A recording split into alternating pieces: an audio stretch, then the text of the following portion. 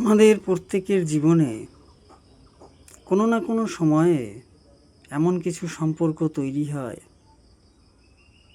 যার মধ্যে লুকিয়ে থাকে শুধু স্বার্থ আর স্বার্থ।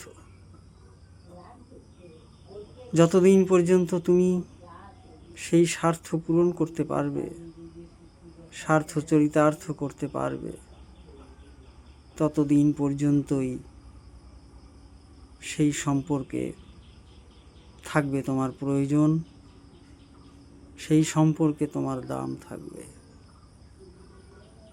আর যেদিন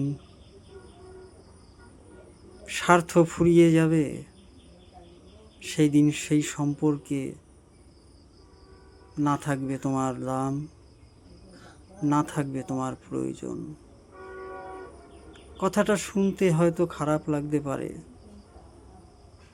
কিন্তু এটাই জীবনের এক কঠিন পরিস্থিতি।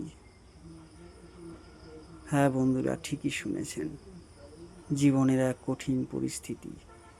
শুনতে খারাপ লাগলেও এটাই বাস্তব।